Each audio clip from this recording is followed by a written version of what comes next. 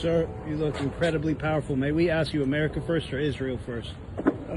Israel and America. Israel before and America?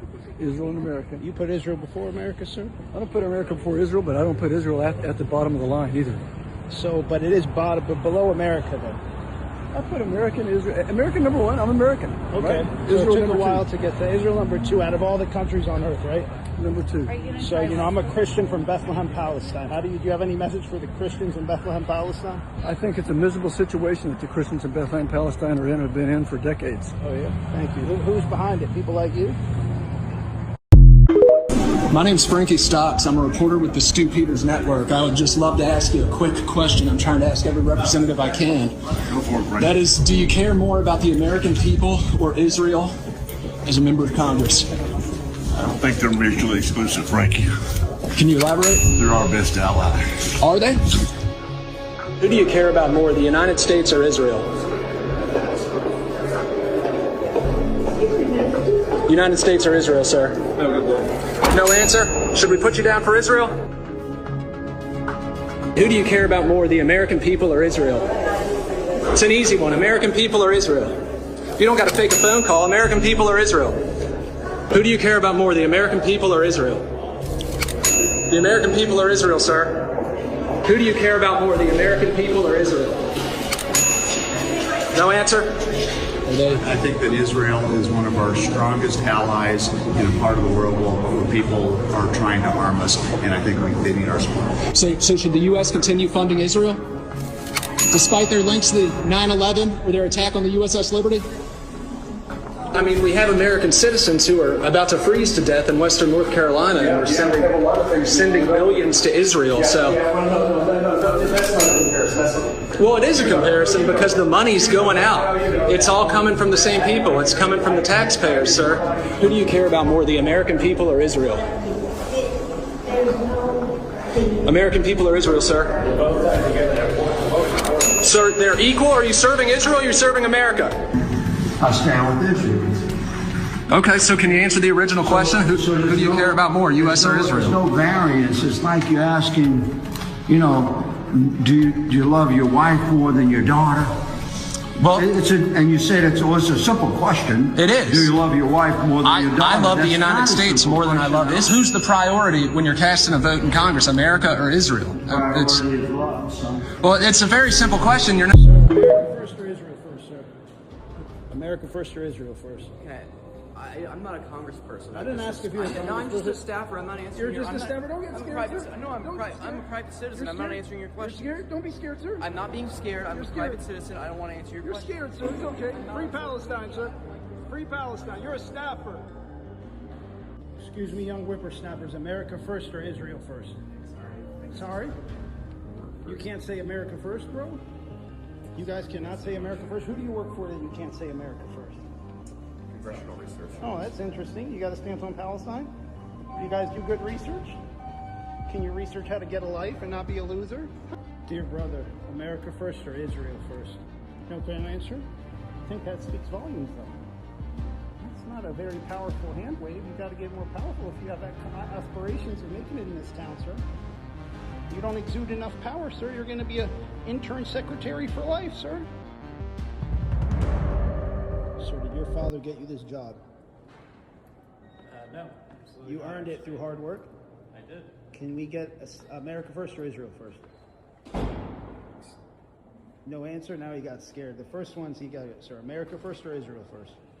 Yeah, I'm not going to talk to you about it. You're not going to talk to me about that, sir? You look terrified. He just got a chill down. He skipped on the elevators. He said, I'm going to take the steps today.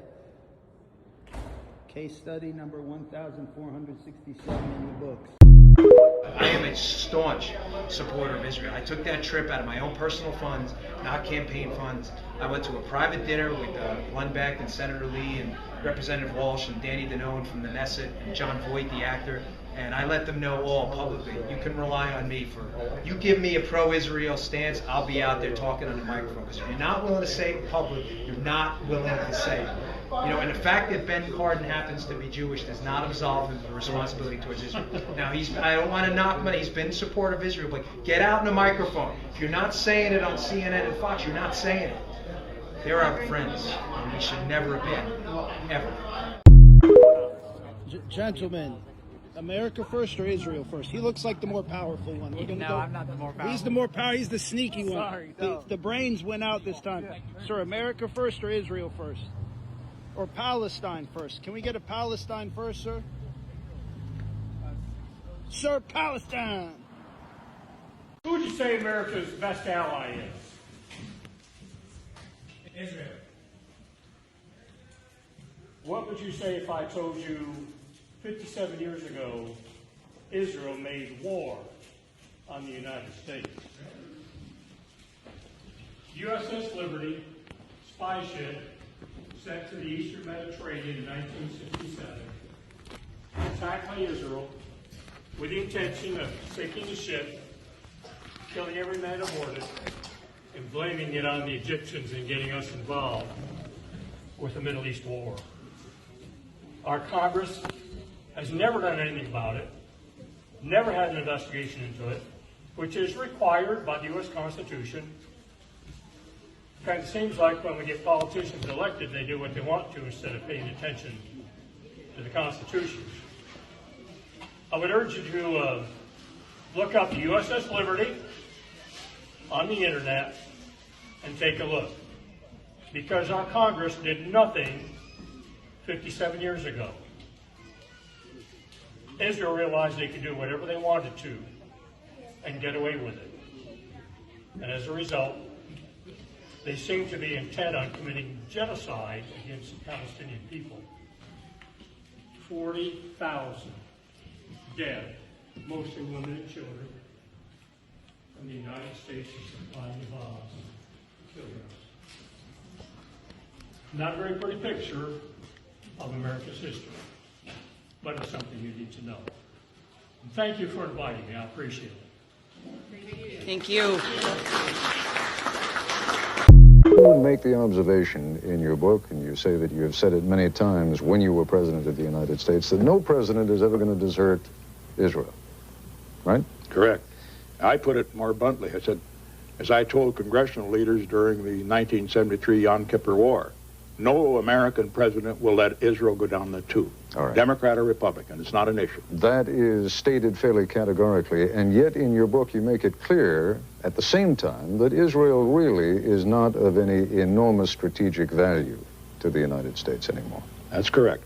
So why then would the United States continue to burden itself with huge loans, in some cases outright grants, to the Israelis, jeopardize possibly young American fighting men, when there is no strategic value involved, or little strategic Because the value? United States is concerned by more than strategic values. That's maybe a weakness, but it's the way we are. And there are moral issues involved here. We don't have an alliance with Israel, as you know. They're not an ally of the United States in the technical sense. But we have a bond to Israel that's much stronger. It's a moral commitment. A moral commitment because of what happened during the Holocaust, and a moral commitment because it is a democracy, the only democracy in that area. And under the circumstances, that is why American presidents and the American people in the future will support all out the survival of Israel if it's attacked. You've always been a very tough, pragmatic man. And I just wonder if you were the president of Israel and you heard Richard Nixon talking that way, or for that matter, heard any sitting American president talk that way, and say, but there's really no strategic value anymore, how much faith would you place in that kind of a moral commitment if push really came to shove? If I were the president of Israel, I put a great deal of faith in it because of the track record of the United States, and also because he would know that that is the way the American people are. There is no doubt whatever of our commitment to Israel. Well, in other news, we'll go to Israel. This week, more than 1,000 pastors and Christian influencers are in the Holy Land to show their support for Israel. If your pastor wasn't at church this weekend, then hopefully he wasn't on the Friends of Zion delegation to Israel, where more than 1,000 so-called pastors and Christian influencers went to hump the wall.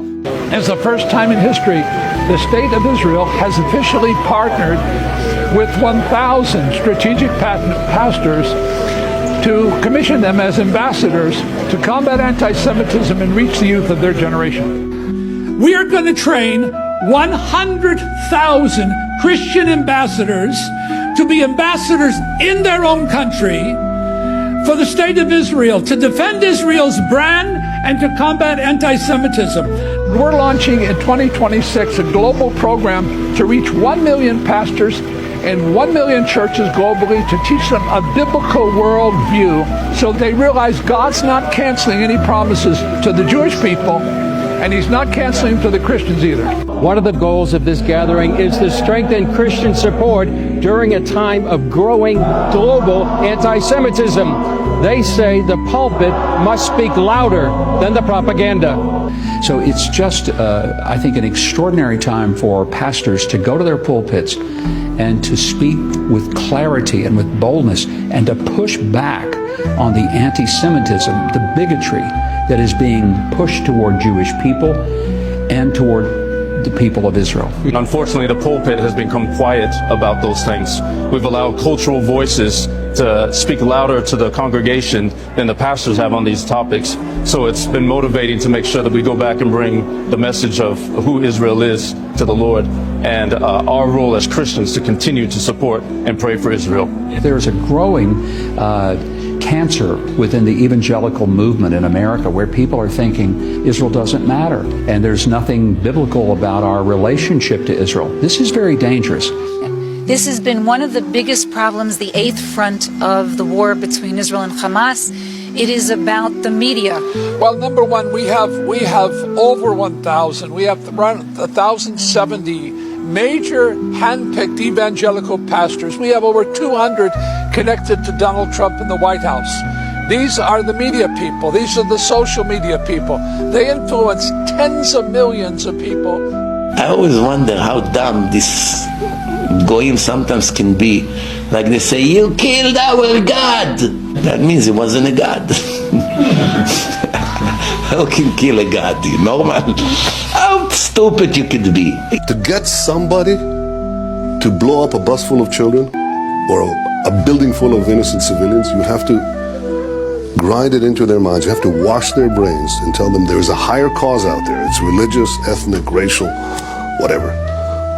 And for that higher cause, you can disregard all the normal rules of morality.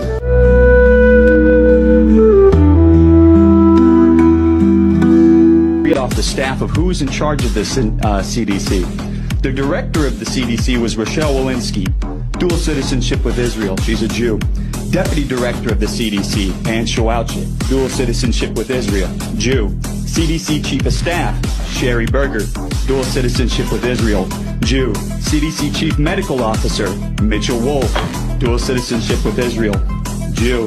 CDC director of the Washington office. This is pertinent to the topic. We're talking about COVID, right? Yeah, this is pertinent to COVID. So, I love you, Jennifer. Yeah, please. So, director of the CDC of the Washington office, Jeff Resnick, dual citizenship with Israel, Jew. COVID czar, Jeff Zaints, dual citizenship with Israel, Jew. COVID senior advisor, Andy Slavitt, dual citizenship with Israel, Jew.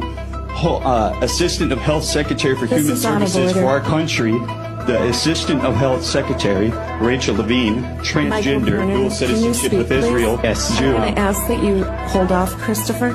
Ma'am, I'm almost done. Mr. Wood, the chair has ruled that your comments are out of order. She's asked you to stop. The chair has... He said Jew. There's nothing wrong with Jew. It's not derogatory. Yeah, exactly. Okay, keep on going. Head of Pfizer vaccines, Albert Bourla, dual citizenship with Israel, Jew. Pfizer chief scientist, Michael Dostin, dual citizenship with Israel, Jew. Moderna chief scientist, Paul Zaks, dual citizenship with Israel, Jew. BlackRock, everyone know BlackRock? BlackRock CEO, Larry Fink, dual citizenship with Israel, Jew. I said we're willing to sacrifice our ego, our reputation, and our lives. Yes, ma'am, and I love you, and I appreciate your patience. BlackRock president, Rob Capitale, dual citizenship with Israel, Jew. The CDC chief medical officer of Johnson & Johnson, Joanne Waldstreicher, dual citizenship with Israel, Jew. Chief medical officer of Merck, Michael Rosenthal, dual citizenship with Israel, Jew. Head advisor of the World Economic Forum, Yuval Harari, dual citizenship with Israel Jew, and that's what we talk